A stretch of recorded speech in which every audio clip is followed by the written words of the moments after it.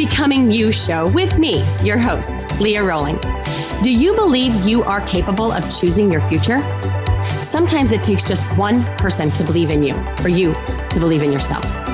If you find yourself continuing to say, someday I will take better care of myself, only to continue living the same day over and over and over again, then you, my friend, are in the right place. I am your biggest cheerleader, inspiring you to become you on purpose and with intention. Are you ready to create a life you love? I'm excited to share with you some big ideas that you can use today to inspire, impact, and influence your life and everyone in it. The Becoming You show starts now.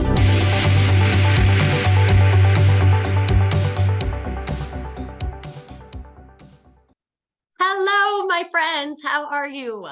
I'm pre-recording this because I will be in Salt Lake City, Utah this week, and I am super excited about this. So maybe when you're listening to this, that's where I'm going to be. I am spending the first couple of days fleshing out some podcasts and videos for the launch of Shift. And if you're hearing this on the day that it's released, you're the first people that have heard of it. So I'm so excited to get this work out into the world. Shift is a global movement, a community for people just like you, people wanting the and life, which is what we're going to talk about today. And Shift is the space that bridges the gap between the mystical and the practical. The work that we will do in Shift will guide you on a journey of self-empowerment, self-transformation, a journey that begins with a single thought and ends with you manifesting the reality you desire. Pretty much everything I talk about on this podcast, but by way of powerful workshops and coaching clinics, profound discovery, and, as you can about imagine, transformational shifts. So as I say on this podcast a lot, and if you are new to me, welcome. I love that you're here. Your thoughts are more powerful than you realize. They carry an energy that interacts with the world around you, subtly influencing events and circumstances. Shift is going to show you how to harness this energy of thought, how to unlock the power of intention, and how to channel your thoughts and emotions to achieve what you've always wanted. So that is Shift. And you, my listener, are, like I said, the first to hear about it. So you're usually the first people that I tell all of my things too. So let me just take a beat here to thank you for listening, for sharing, for DMing me. Man, I get energy from your energy, and I feel like I can bring more when I feel you out there. So thank you for your energy, and thanks for just being here with me. I'm also going to be out there to attend and speak at a Women in Leadership conference, the Good Life conference event with my great friend, Brooke Hemingway. It is a fundraiser for McKay, who was first diagnosed in 2014 with neuroblastoma. He is now at a stage 4, and they were able to find some specialized treatment out of state. It is both a blessing and expensive. So I know my listeners are super generous. So if you feel called to donate to this cause, please check out the show notes to donate $10 for us. I mean, it's a cup of coffee, but $10 multiplied by thousands is profound. So I'd be so grateful. I know when my mom was diagnosed, there is nothing that I wouldn't do to find a treatment. I can't even imagine having one, right? But if there was one, I can't imagine not being able to afford it. So anyway, I appreciate anything you can do in advance. So that is my week. I'm hoping to raise money for this sweet boy and awareness for the work that we do. Yes, we, me, and you together. So what is this and life that I'm talking about?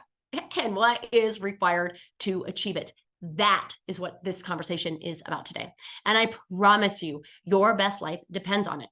I am going to share with you why we sabotage in believing that in order to have this and life, something has to give. A ball has to drop. I am going to dispel the myth that to have the level of success you want, you'll have to compromise something, that your health and relationships will suffer in order to achieve the very thing that you want.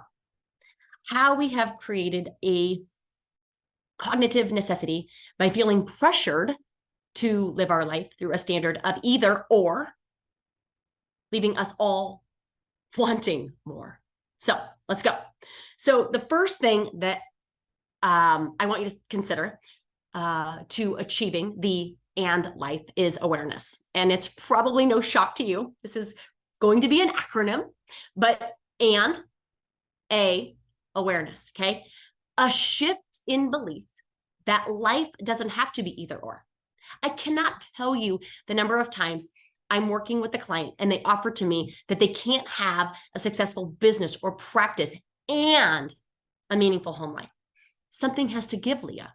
They offer to me that balance is unattainable for business owners, as it is challenging to be married to two things, their spouse and their business.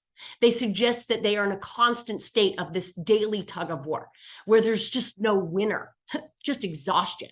Now, if this sounds like you, this podcast is for you. And if this sounds like anyone else that you know, like anyone else that's struggling for this balance, this and life, please share this podcast with them. Awareness is the first step, okay?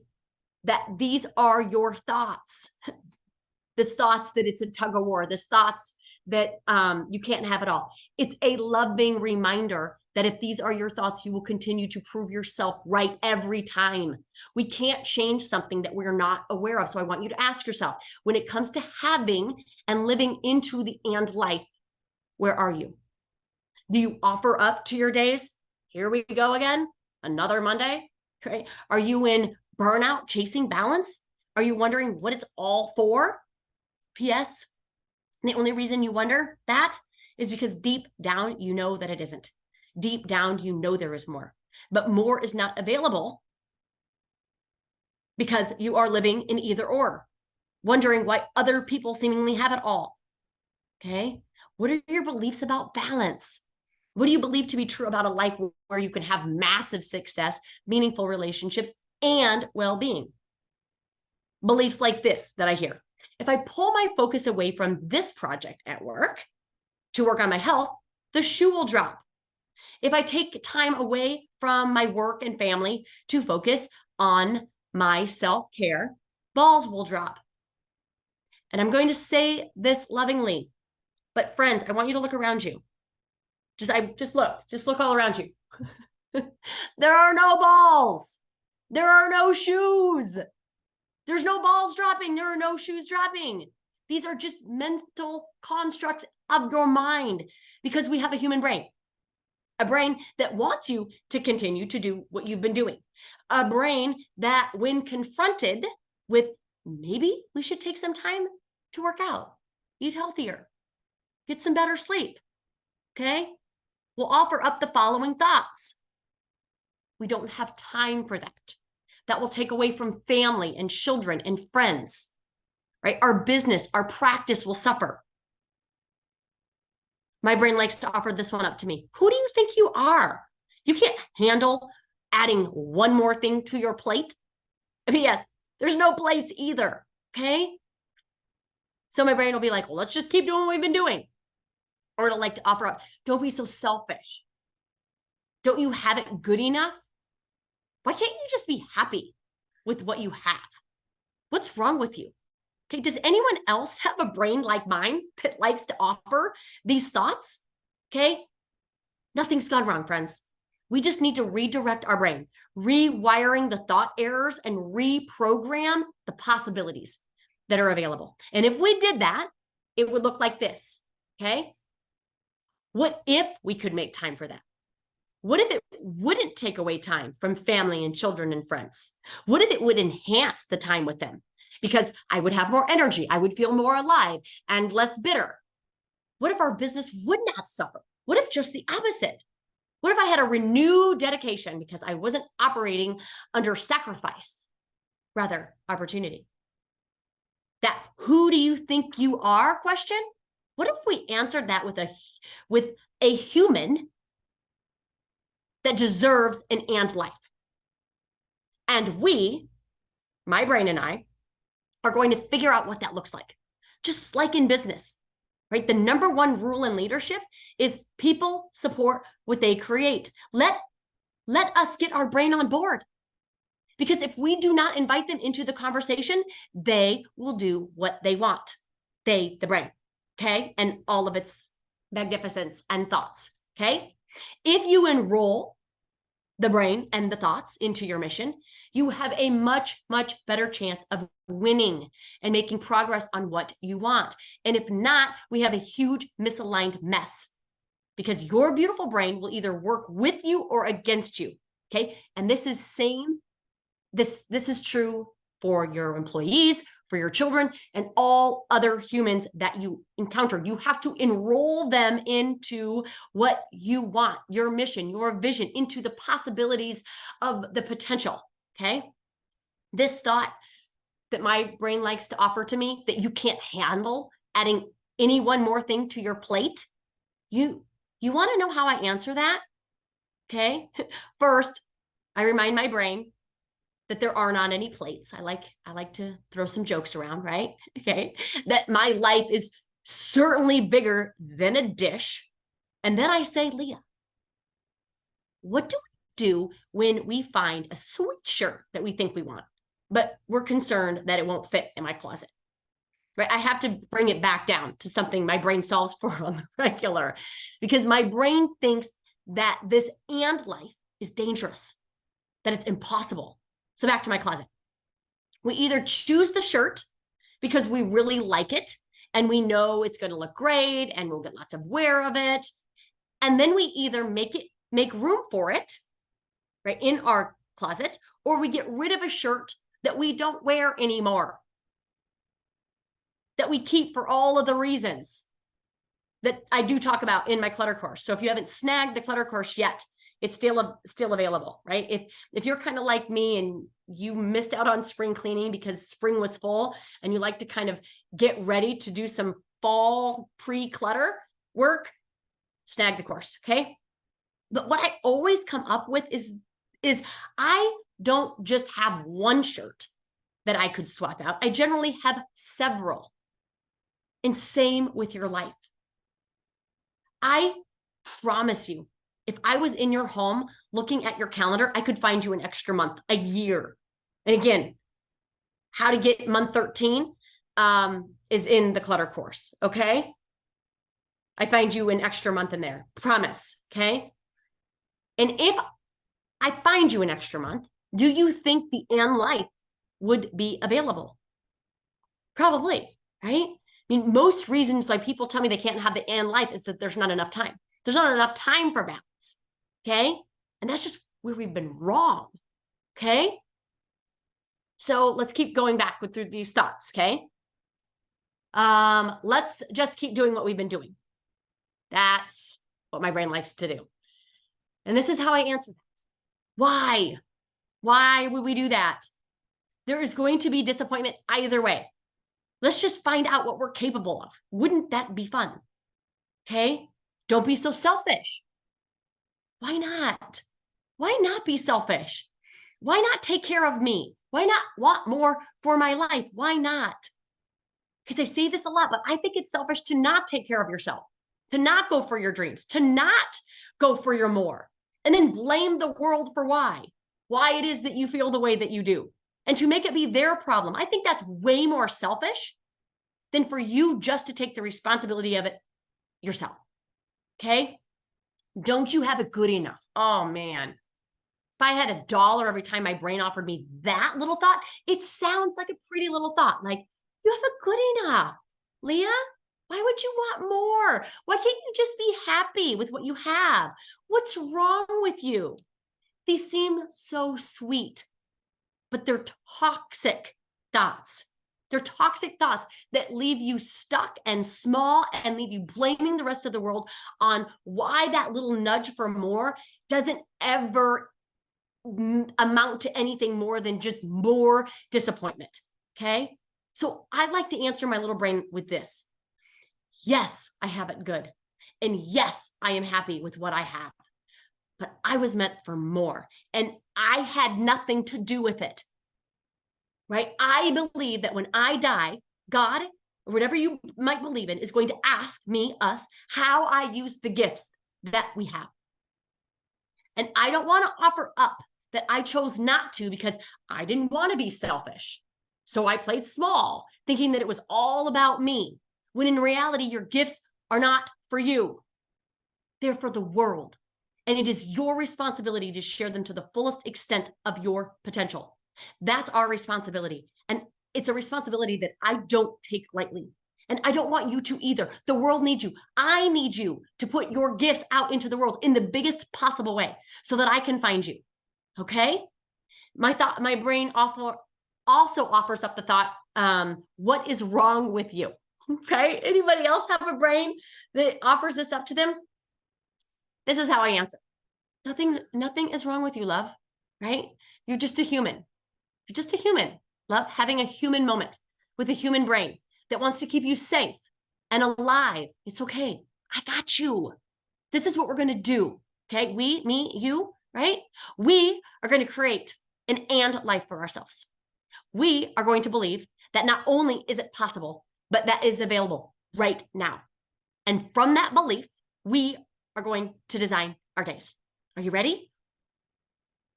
That's when I talk to my brain. Yes, we have these amazing conversations.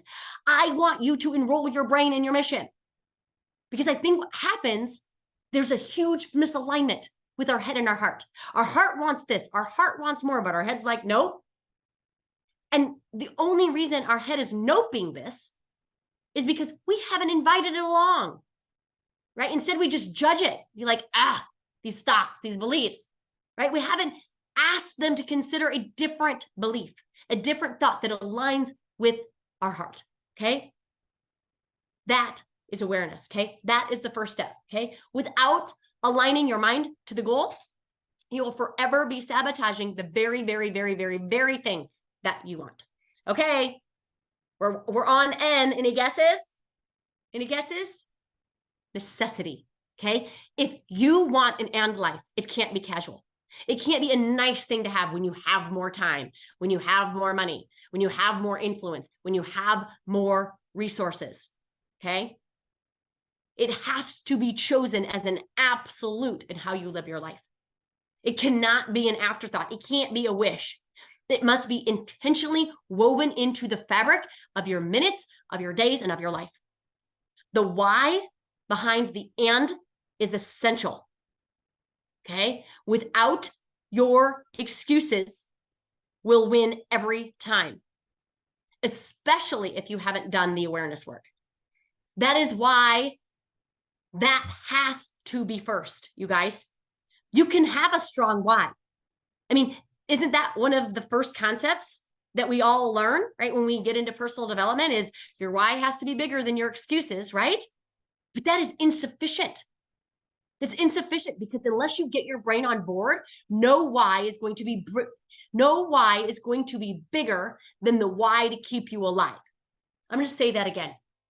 In personal development, we've learned this idea, this notion that your why has to be bigger than your excuses.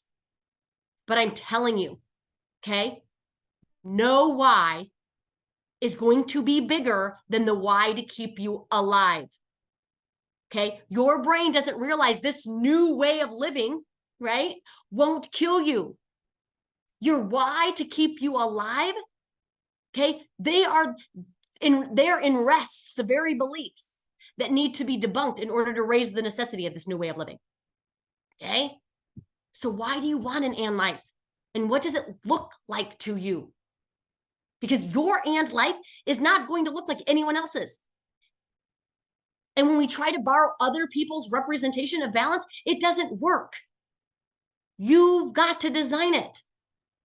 So then the next question I generally get is how? How, Leah, how do I design it? I generally start with value. Okay. What are your values?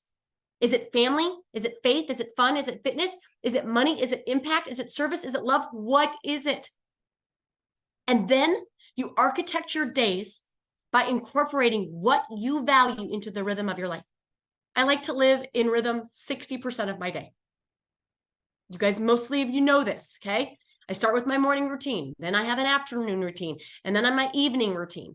I've mapped out my days so that at least 60% of my day is designed by me the and way. The other 40% is filled with what happens outside of my plan, okay?